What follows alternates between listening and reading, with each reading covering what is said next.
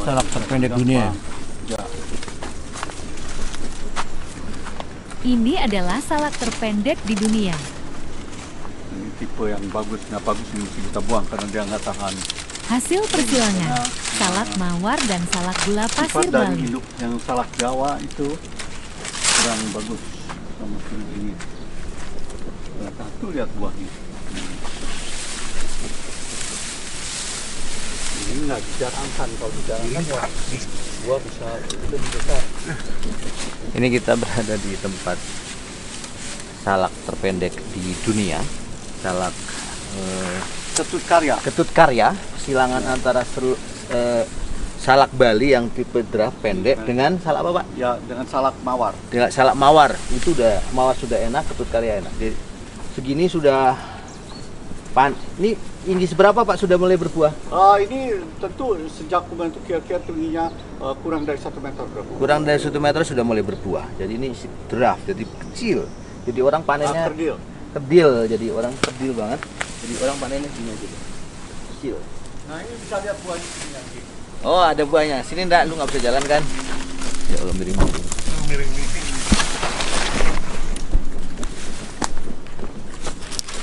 Wow, lihat buahnya.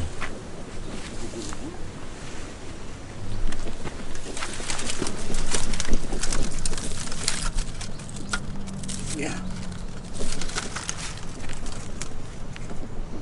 Jadi ini buahnya, teman-teman, buah salaknya. Oh, berarti bisa jadi ini ya? Nah, ini juga ini lebih lebat lagi. Wow, ini ada yang lebih lebat lagi. Produktivitasnya bagus, Pak. Ya, ini karena ini kan ada turunan dari salak sidempuannya juga. Oh, ada sidempuan Kan, juga. salak mawar itu kan persilangan antara salak gula pasir dengan salak sidempuan. Jadi ada di situ ada sifat salak pondoknya, ada salak sifat di sini ada salak sidempuannya, sifat salak sidempuannya, ada sifat salak gula pasirnya. Wow, jadi banyak Terus sekali. ini jadi turunannya ini jadi salak Bali pendek dikawinkan dengan salak mawar. Dan kemudian itu karena yang jadi pemilik asli dari salak pendek ini Pak Ketut Karya, jadi kita diberikan nama hasil akhirnya itu salak Ketut Karya. Jadi mengingat kemudian peranan Pak Ketut Karya untuk menanam sebagai petani pertama yang menanam salak pendek yang bisa berbuah. Jadi yang tentunya di sini pada fase awal rasanya seperti salak Bali pada umumnya. Tapi atas permintaan Pak Ketut Karya yang meminta supaya salaknya bisa kalau bisa diperbaiki mutunya, jadi akhirnya membantu di sini kita programkan untuk membuat salak Ketut Karya yang nantinya bisa lebih enak, lebih kemudian itu komersial.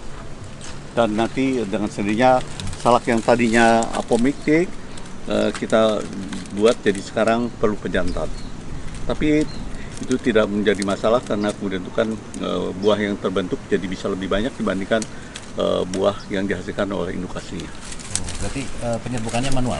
Penyerbukan harus kita bantu. Harus bantu. Ya, betul. Supaya kemudian itu di sini maksudnya kelangsungan pembuahan itu bisa lebih kontinu.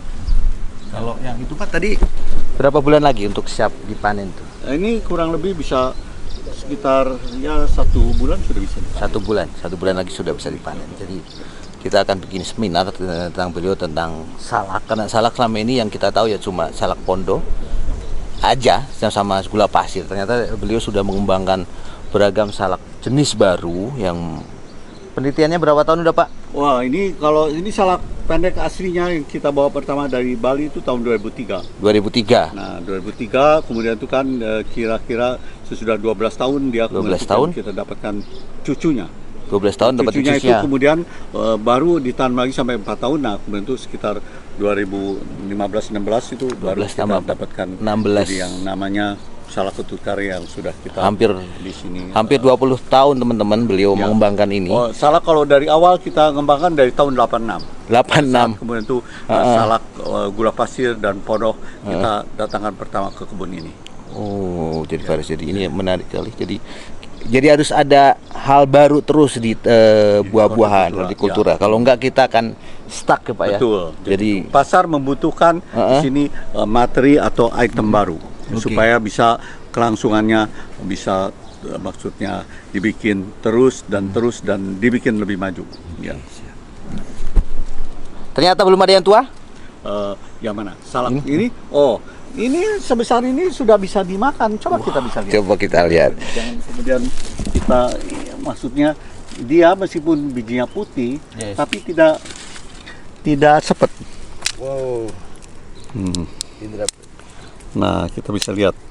Salak kalau bijinya sudah mulai menghitam, pada saat itu sudah layak untuk bisa kita tanam. Tapi tentu untuk maksimal bijinya harus kemudian itu bisa warna coklat kehitaman. Ini kan masih ada warna pucat, jadi belum matang sempurna. Tapi karena ini merupakan turunan dari salak gula pasir yang muda pun sudah terasa manis, jadi pada tahap ini dia sudah bisa dimakan tanpa rasa sepet atau rasa kelatnya. Enggak, cobain enggak? Coba nih. Nah, Nih. nah, Enggak. Cobain. salak muda. Kalau salak yang biasa ditanam di Jawa, Udah nih. itu pada saat ini udah bisa dimakan karena sepet.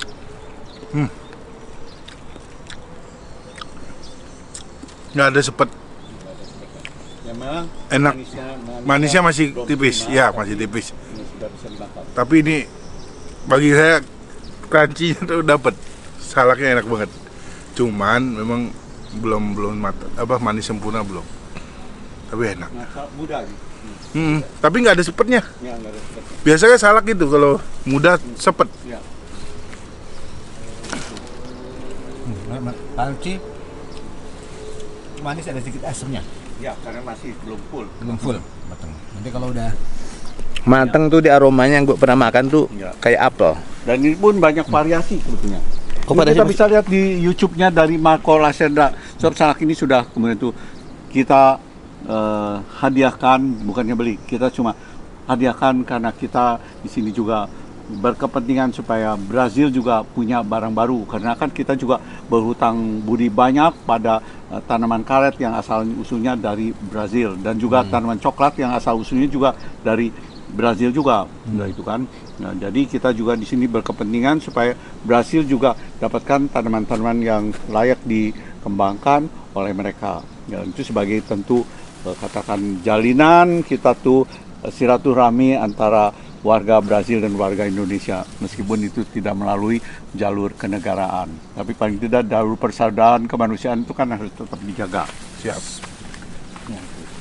Ya, beda lagi itu. Jadi lain pohon beda karena ini kan indukannya udah bervariasi. Tapi namanya sama. Kita bilang ketut karya saja, Ya. supaya kemudian, tapi nanti bisa ini ketut karya 1, ketut karya 2, begitu jadinya.